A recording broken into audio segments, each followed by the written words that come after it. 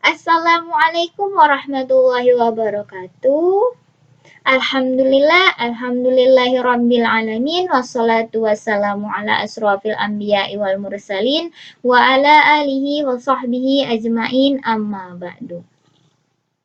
Apa kabar semuanya? Semoga kita dalam keadaan sehat walafiat.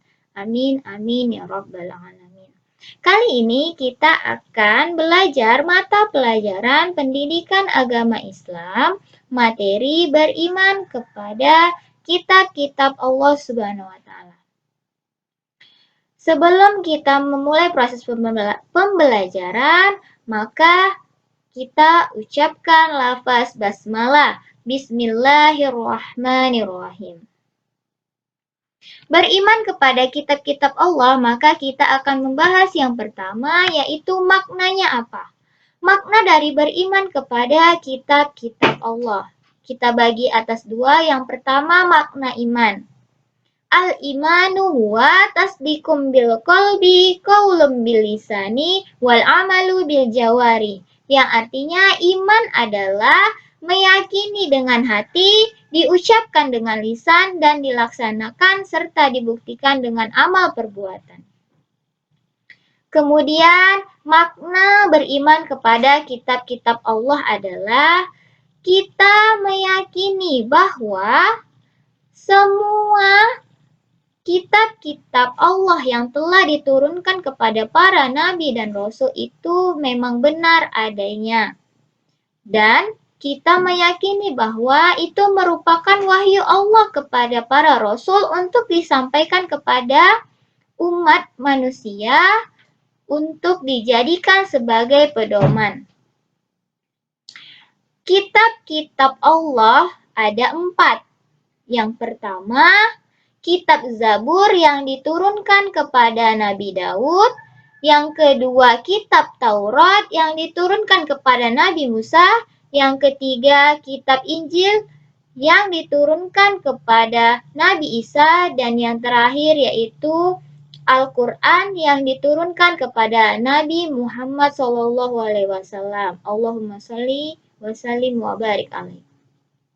Serta adanya 2 suhuf yang diturunkan kepada Nabi Ibrahim alaihissalam dan Nabi Musa alaihissalam. Perbedaan kitab dengan suhuf adalah kitab itu kumpulan dari wahyu atau firman Allah yang diturunkan kepada para nabi dan rasul. Sedangkan suhuf adalah lembaran-lembaran yang diturunkan kepada para nabi dan rasul. Artinya, kitab itu kumpulannya, sedangkan suhuf itu hanya lembaran-lembaran. Kita lanjut ke materi selanjutnya, yaitu dalil bukti adanya kitab-kitab yang diturunkan oleh Allah kepada para nabi dan rasul. Yang pertama, Quran Surah An-Nisa ayat 163, yaitu yang berbunyi, Wa ataina Dawuda Zabura. Dan kami berikan Zabur kepada Daud. Selanjutnya, Quran Surah Ali Imran ayat 3. Di sana sebagai bukti bahwa adanya kitab Taurat dan Injil. Dan selanjutnya itu ada Quran Surah Al-A'la ayat 18-19 sebagai dalil tentang adanya suhuf yang diberikan kepada Nabi Ibrahim dan Nabi Musa.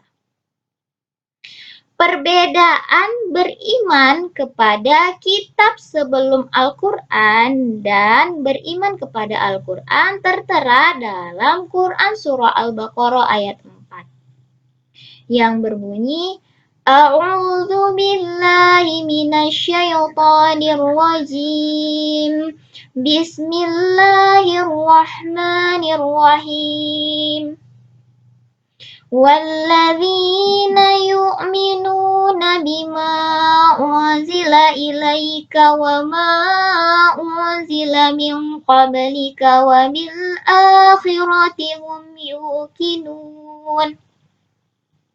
yang berarti dan mereka yang beriman kepada kitab Al-Quran yang telah diturunkan kepadamu Muhammad dan kitab-kitab yang telah diturunkan sebelummu serta mereka yakin akan adanya kehidupan akhirat. Perbedaan berimannya adalah ketika kita beriman kepada kitab Zabur, kemudian kitab Taurat dan kitab Injil adalah kita meyakini bahwa kitab itu memang ada. Sedangkan ketika kita beriman kepada Al-Quran adalah kita meyakini bahwa Al-Quran itu ada, kita melisankannya dengan membaca Al-Quran, dan kita membuktikan dengan pengamalan segala apa yang ada di dalam Al-Quran. Karena di dalam Al-Quran itu terdapat ibadah, muamalah, hubungan keluarga, kemudian di sana juga ada hukum, terus politik Islam juga ada di sana. Jadi kita benar-benar mengamalkan pokok isi ajaran Al-Quran. Dan di dalam Al-Quran juga terdapat sejarah yang menjadikan itu kita mengambil ibroh di dalamnya. Atau sebagai pelajaran kita di kehidupan dunia. Kemudian bukti atau dalil kebenaran adanya kitab-kitab Allah Subhanahu wa Ta'ala yang selain dari yang telah disampaikan mengenai kitab Zabur ada dalam Quran surah Al-Isra ayat 55, kitab Taurat dalam Quran surah Al-Isra ayat 2 dan Ali Imran ayat 3, kitab Injil dalam Quran surah Ali Imran ayat 3, Al-Quran berada dalam Quran surah Al-Baqarah 185 dan Ibrahim ayat 1. Selanjutnya pengertian beriman pada Al-Quran sebagai kitab Allah. Al-Quran secara bahasa artinya bacaan. Kemudian secara istilah artinya sesuatu yang dibaca berulang-ulang. Dan kita ambil kesimpulannya bahwa Al-Quran adalah kalamullah yang diturunkan kepada Nabi Muhammad SAW sebagai mukjizat melalui malaikat Jibril alaihissalam dan sampai kepada kita dengan jalan mutawatir atau berangsur-angsur, yaitu dalam kurun waktu 22 tahun, 2 bulan, 22 hari, yang ditulis ke dalam mushaf diawali dari surah Al-Fatihah dan diakhiri dengan surah An-Nas, dan ketika kita membacanya itu terhitung ibadah. Maka dari itu, ayo kita sama-sama memulai kebaikan dan menjalankan ibadah untuk membaca Al-Quran di setiap harinya, minimal 1 ayat. Dan maksimalnya kita bisa menghatamkan atau kita mengikuti gerakan One Day One Juz yang sudah ada. Kemudian peran Al-Quran kepada kitab terdahulu itu yang pertama membenarkan. Di mana ini membuktikan bahwa yang tadi adalah adanya kitab sebelum Al-Quran dibuktikan di dalam Al-Quran karena Al-Quran sebagai penyempurna. Kemudian yang kedua sebagai muhaimin, parameter kebenaran dan kesalahan. Kita mengetahui yang mana yang benar dan mana yang salah yang terdapat dalam Al-Quran.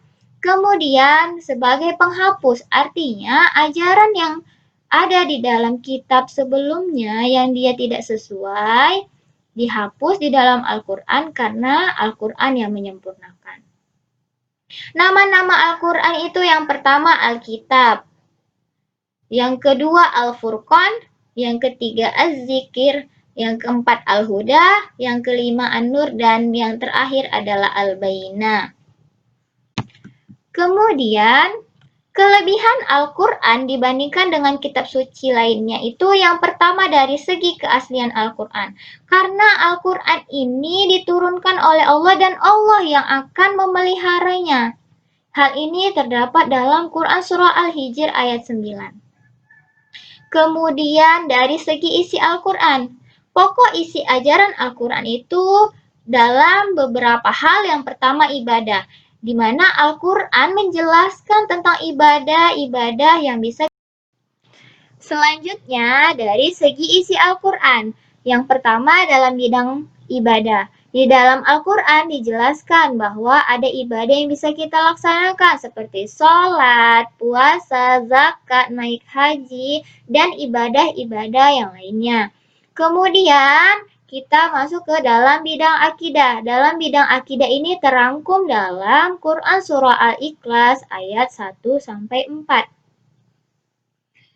Kemudian dalam bidang muamalah hubungan manusia dengan manusia yang lainnya. Contohnya bergotong royong. Dalam Quran Surah Al-Maidah ayat 2. A'udzu billahi minasyaitonir rajim. Bismillahirrahmanirrahim. Wa ta'awanu 'alal birri wattaqwa wa la ta'awanu 'alal itsmi wal udwan. Dan tolong menolonglah kamu dalam kebaikan dan takwa, dan janganlah kamu tolong menolong dalam perbuatan yang mungkar. Jadi dari ayat ini kita mengetahui bahwa di dalam Al-Quran terdapat perintah untuk tolong-menolong dan gotong royong dalam hal kebaikan dan ketakwaan, dan apa yang dilarang yaitu dalam hal keburukan. Lalu dari segi susunan bahasa. Dari segi susunan bahasa ini tidak ada yang mampu menandinginya karena pada saat zaman jahiliyah banyak orang yang menentang dan menantang isi Al-Quran. Dia mencoba membuat ayat semisal dengan Al-Quran, tapi itu tidak mungkin dan tidak pernah berhasil. Urutan mereka menantang yang pertama, kata Allah, coba kamu buat semisal. Mereka tidak mampu melaksanakannya. Kemudian, coba kamu buat satu surah dan satu ayat pada akhirnya yang memang tidak bisa dibuktikan atau tidak bisa manusia untuk membuat yang sama seperti Al-Quran. Kemudian yang keempat dari segi misi yang diemban. Kitab-kitab terdahulu sebelum Al-Quran yaitu Zabur, Taurat, dan Injil, misi yang diemban itu hanya kepada umat Nabi dan Rasul yang diturunkan kitab kepadanya. Artinya, kitab Zabur hanya disampaikan Nabi Daud kepada kaumnya, kemudian kitab Taurat disampaikan Nabi Musa kepada umatnya, kitab Injil disampaikan Nabi Isa kepada umatnya.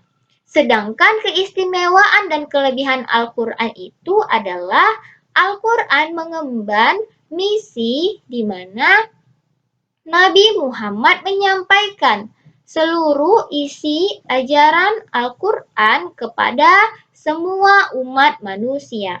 Hal ini terdapat dalam Quran Surah As-Saba ayat 28. Lalu kita masuk ke keutamaan membaca Al-Quran. Ini terdapat dalam hadis riwayat Tirmizi nomor 2910, di mana pahala untuk orang yang membaca Al-Quran itu adalah satu hurufnya itu untuk 10 kebaikan, dan alif lam mim itu bukan dihitung satu huruf, tetapi alif satu huruf, kemudian lam satu huruf, dan mim satu huruf. Maka dari itu sungguh nikmat orang yang membaca Al-Quran, karena ia akan mendapatkan pahala yang berlipat ganda. Juga terdapat dalam hadis riwayat Al-Bukhari, di mana orang yang paling utama atau sebaik-baik orang di antara kita adalah orang yang belajar Al-Quran dan mengajarkannya. Jadi, maka dari itu kita harus semangat untuk belajar membaca Al-Quran, mentadabburinya, di mana tidak ada kata terlambat. Ayo kita mulai sama-sama untuk belajar, karena belajar itu adalah kewajiban bagi umat Islam. Setelah kalian mendengar pemaparan materi mengenai beriman kepada kitab-kitab Allah, maka silahkan kalian kerjakan tugas mengenai materi ini di kertas lembar. Kertas lembarnya baik boleh itu HPS, double folio, maupun kertas jeruk. Karena jikalau tugas kalian menarik, maka nilai kalian juga menarik. Kalau kalian kreatif, maka nilai kalian insya Allah akan lebih tinggi dibanding teman-teman yang lainnya. Silahkan mengerjakan tugas. Hamasa, semangat. Assalamualaikum warahmatullahi wabarakatuh.